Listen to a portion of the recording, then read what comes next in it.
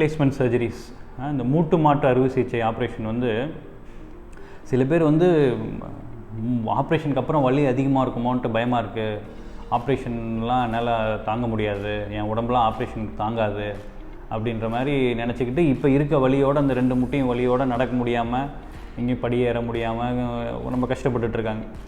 அதாவது அவங்க வந்து அந்த ஒரு கொஞ்ச நாளைக்கு அந்த ஆப்ரேஷன் பண்ணி முடிகிற டயத்தில் கூட எங்கள் வலி எனக்கு தாங்க முடியாது அப்படின்ற மாதிரி ஒரு தாட் ப்ராசஸ் மைண்டில் இருக்குது. கேட்டால் எங்கள் சொந்தக்காரங்க பண்ணாங்க, அவங்களுக்கு வலி குறையிலையா, அதே மாதிரி தான் இருக்காங்களான்ற மாதிரி ஒரு சிலர் அது யாரோ சொல்கிறத கேட்டுட்டு சர்ஜரி பண்ணாமல் இருக்காங்க. அதாவது இப்போ ஆர்த்ரைட்டிஸ் வந்து பொதுவாக ஒரு 4 ஸ்டேஜ் இருக்குது. இனிஷியல் ஸ்டேஜ்லேருந்து ஃபைனல் ஸ்டேஜ் வரைக்கும். ஆரம்ப கட்டமாக இருந்ததுன்னா ஆப்வியஸ்லி உங்களுக்கு மெடிசின்ஸு கொஞ்சம் எக்ஸசைசஸ் மாதிரி தான் பண்ண சொல்ல போகிறாங்க. அதிகமாக போனால் கொஞ்சம் ஃபிசியோதெரப்பி, தேவைப்பட்ட முட்டில் இன்ஜெக்ஷன், இந்த லெவல்லையே மெஜாரிட்டி ஆஃப் த பீப்புள் இதிலே ரெடி ஆயிடுவாங்க.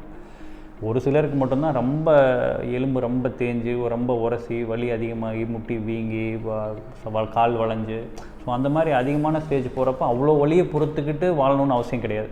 ஒரு தீர்வு இருக்குங்கிறப்ப நம்ம அந்த தீர்வை பார்த்து பயந்துக்கிட்டு ஐயோ இது பண்ணால் பயந்து ஏதோ தொந்தரவு வந்துடுமோன்னு பயந்துக்கிட்டே இருந்தால் நம்ம லைக் அந்த பிரச்சனையோடவே தான் இருக்கணும். ஸோ அப்படிங்கிறப்ப நிறைய இப்போ நெட்டில் பார்க்குறேன், ஒரு சிலர் சொல்கிறத கேட்டு பண்ணுறாங்க. அவங்களுக்கு என்ன பிரச்சனை இருந்துச்சோ, அவங்களுக்கு என்ன கண்டிஷனில் ஆப்ரேஷன் பண்ணாங்கன்னு உங்களுக்கு தெரியாது. உங்களுக்கு கடைசியாக தெரியறது வந்து இந்த ரிசல்ட் மட்டும் பார்த்துட்டு என்ன அவங்களுக்கு ரெடி ஆகலைன்னு சொல்கிறாங்க அப்படின்னு சொல்கிறது உண்டு. நம்ம டெல்லியில் முன்னாடி நான் ஒர்க் பண்ணியிருக்கேன், எய்ம்ஸ் ஹாஸ்பிட்டலில். அங்கே பார்த்தா வந்து பேஷண்ட்ஸ் இது மாதிரி மோஸ்ட்லி அங்கே எல்லாம் சொன்னால் கேட்டுப்பாங்க. இப்போ அதாவது ஏன்னா அது டெர்ஷரி ரெஃபரல் சென்டருங்கிறதுனால நிறைய இடத்துலேருந்து பார்த்து அங்கே போங்க சரியாகும்னு சொல்லி அனுப்புவாங்க. ஸோ அப்படிங்கிறப்ப மோஸ்ட் பேஷண்ட்ஸ் நீங்கள் இது சர்ஜரி பண்ணிங்கன்னா ஓகே டாக்டர் என்னைக்கு டேட் கொடுக்குறீங்கம்பாங்க. ஆனால் அங்கே ரொம்ப நாள் வெயிட்டிங் லிஸ்ட் இருக்கும், ரொம்ப வெயிட் பண்ணி 2 மாதம் 3 மாதம் வெயிட் பண்ணி தான் பண்ண முடியும். பட் ஆனால் அதுலேயும் ஒரு சிலர் என்னென்னா என்ன சொல்கிறீங்க, நீங்கள் வாஜ்பாய்க்கே முட்டி ஆப்ரேஷன் பண்ணாங்களாம், அவருக்கே சரியாகலை, அவரே ஒன்றும் நடக்கலை, அவரே சரியில்லாமல் போயிட்டார் அப்படின்ற மாதிரி அப்போல்லாம் சொல்லுவாங்க. ஸோ அந்த மாதிரி லைக் சீனியர் மெம்பர்ஸ் சர்ஜரி பண்ணுறதுங்கிறது it is not without risk. I don't say that யாருக்கும் ரிஸ்கே இல்லை, காம்ப்ளிகேஷனே இல்லைன்னு சொல்ல. பட் வித் ப்ராப்பராக ப்ரீ ஆப்ரேட்டிவாக அசஸ் பண்ணிவிட்டு கரெக்டான இண்டிகேஷன்லேருந்து பண்ணுறப்ப இப்போ ஹிஸ்டாரிக்கல் டேட்டாவும் சரி, இப்போ இருக்க லிட்ரேச்சர் ஸ்டடீஸ் பார்த்தா 100 பேர்த்துக்கு பண்ணுனா 90 பேருக்கு எந்த இஷ்யூஸும் வர்றதில்லை.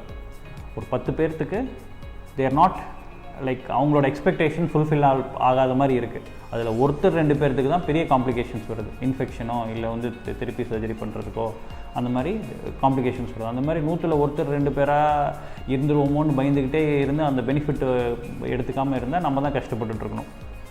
அதாவது ஆஸ் அ சர்ஜன் இப்போ ரெகுலராக இந்த ஆப்ரேஷன் பண்ணுற ஒரு சர்ஜனாக இந்த மாதிரி பேஷண்ட்ஸ் பார்த்ததை வச்சு சொல்கிறது என்னென்னா, over the years technology medical field வந்து ரொம்ப இம்ப்ரூவ் ஆகிட்டே வருது. அதாவது as a surgical point of வியூவில் பார்த்தா அந்த understanding of the bone and the muscles அதோட கைனமேட்டிக்ஸ் எல்லாமே இம்ப்ரூவ் ஆகிருக்கு.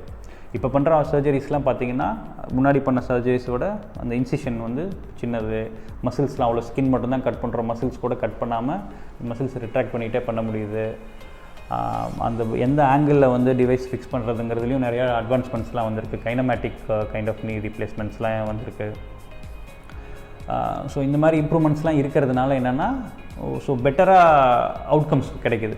அதே மாதிரி அனஸ்தீஷியா மயக்க மருந்து கொடுக்குற பாயிண்டில் பார்த்தா சர்ஜரிக்கு முன்னாடியே பண்ணுற அசஸ்மெண்ட்ஸ்லாம் பார்த்திங்கன்னா ரொம்ப டீட்டெயிலாக அனலைஸ் பண்ண முடியுது. ஹார்ட் ஸ்டேட்டஸும் சரி, கிட்னி ஸ்டேட்டஸோ இல்லை மற்ற எல்லாமே வந்து பிளட் இன்வெஸ்டிகேஷன்ஸ்லேருந்து மற்ற எல்லாம் இமேஜிங் டெக்னாலஜிஸ்லாம் இம்ப்ரூவ் ஆனதுனால இன்டெப்த்தாக அசஸ் பண்ண முடியுது. இவங்க சர்ஜரிக்கு ஃபிட் ஆவாங்களா மாட்டாங்களா, எவ்வளோ % ரிஸ்க் இருக்குங்கிற வரைக்கும் தெளிவாக சொல்ல முடியுது. அதே மாதிரி மருந்துகளும் பார்த்திங்கன்னா முன்னாடிலாம் அந்த அனஸ்தீசியா கொடுத்த தலைவலி வரும், முதுகில் ஊசி போட்டு பண்ணால் தலைவலி வரும், ப்ளஸ் அந்த கொஞ்சம் வாமிட்டிங் சென்சேஷன் அதெல்லாம் குறையிற மாதிரி கொஞ்சம் லேட்டஸ்ட் ட்ரக்ஸ்லாம் நிறையா வந்துருச்சு. ஈவன் அல்ட்ராசவுண்ட் கைடட் பிளாக்ஸ்லாம் கொடுக்குறாங்க. அந்த தொடையிலே வந்து ஆப்ரேஷன் பண்ணுற இடத்துக்கு கொஞ்சம் மேலே தள்ளி பிளாக் கொடுக்குறதுனா உங்களுக்கு வந்து வலி மட்டும் தெரியாது, ஆனால் கால் அசைக்க முடியும். Femoral nerve block, sensory block மட்டும் கொடுத்தாங்கன்னா ஸோ அதெல்லாம் பார்த்திங்கன்னா உங்களுக்கு அந்த பெயினோட தன்மை வந்து அவ்வளோ தெரியாது. ஆப்ரேஷனுக்கு அப்புறம் தேவைப்பட்ட எபிடியூரல் இது அந்த கண்டினியூஸ் பம்புன்னு சொல்லிட்டு மிஷினே வந்து கொஞ்சம் கொஞ்சமாக எவ்வளோ ட்ரக்கு தேவையோ அவ்வளோ ட்ரக் உங்களுக்கு கொடுத்துட்டே இருக்கும். ஸோ இந்த மாதிரி அட்வான்ஸ்மெண்ட்ஸ்லாம் இருக்கனால என்னென்னா அந்த பழைய காலத்தில் முன்னாடிலாம் ஆப்ரேஷன் பண்ணி என்னால் இப்போ படுத்து படுக்கையாகவே இருந்தேன், நான் 10 நாள் படுத்து படுக்கையாக இருந்தேன், அதெல்லாம் கிடையாது. இப்போலாம் வந்து நெக்ஸ்ட் டேவே நீங்கள் நடக்கலாம். Within a month of knee replacement surgery you can go back to your work. சரியா? ஆல்சோ அந்த மெட்டல் உள்ளே வைக்கிற அந்த மூட்டு, இப்போ இந்த மாதிரி மூட்டு இருக்குன்னா மூட்டை அந்த போன்ஸை ரிமூவ் பண்ணிவிட்டு அதுக்கு பதிலாக மெட்டல் வைக்கிறோம். அந்த மெட்டல்லையுமே பார்த்திங்கன்னா நிறைய அட்வான்ஸ்மெண்ட்ஸ் வந்துருச்சு. மெட்டலர்ஜியும் அதில் நடக்கிற ரிசர்ச் அண்ட் டெவலப்மெண்ட்டும் ரொம்ப எனார்மஸாக இருக்குது. அதனால் அந்த டிசைன்ஸ் வந்து நம்ம நேச்சுரல் நீயை மீட் பண்ணுற மாதிரியே டிசைன்ஸ் வந்துருச்சு. அதே மாதிரி அந்த metal related allergy and metallosis அந்த காம்ப்ளிகேஷன்ஸுமே குறைஞ்சிக்கிட்டே வருது. ஸோ அப்படிங்கிறப்ப surgical techniques also improving. Anaesthesia drugs and anaesthesia மயக்க மருந்து டாக்டரோட அவங்க லெவலில் இருந்து பண்ணுறதும் அந்த வலியை குறைக்கிறதுக்கு எல்லாமே பண்ண முடியுது. அண்ட் அந்த உள்ளே வைக்கிற மெட்டலோட டெக்னிக்ஸ் அண்ட் டெவலப்மெண்ட்டும் இம்ப்ரூவ் ஆகிட்டு. இப்போ பார்த்தோன்னா வெஸ்டர்ன் பாப்புலேஷனோட பாடி ஆந்த்ரோபோமெட்ரி அவங்களோட பாடி டைமென்ஷன்ஸ்க்கு பண்ண இம்ப்ளான்ஸே நம்ம யூஸ் பண்ணணும்னு அவசியம் இல்லை. ஏஷியன் பாப்புலேஷன் நம்மளோட ஃபீமேல்ஸ்லாம் ஷார்ட்டாக லீனாக இருக்காங்க, அதுக்கு தகுந்த மாதிரி இம்ப்ளான்ஸ் வந்துருச்சு. ஸோ எல்லா இதுலேயுமே வந்து இம்ப்ரூவ்மெண்ட்ஸ் மெடிக்கல் சைடில், சர்ஜிக்கல் டெக்னிக்ஸில், அனஸ்தீஷியா ட்ரக்ஸில் எல்லாத்துலேயுமே இம்ப்ரூவ்மெண்ட் வந்ததுனால முன்னாடி ஒரு 10-20 வருஷத்துக்கு முன்னாடி இருந்த அளவுக்கு இப்போ காம்ப்ளிகேஷன்ஸ் எதுவும் வர்றதில்லை. ஸோ அதனால் நீங்கள் உங்களுக்கு தொந்தரவு இருக்குது, வலி ரொம்ப கஷ்டப்படுறீங்க, டாக்டர் சர்ஜரி சொல்லியிருக்காங்கன்னா ஃபேமிலியோடு டிஸ்கஸ் பண்ணுங்கள். Like if everything is okay, believe in your trust your doctor and believe in God, you can go for surgery. Thank you.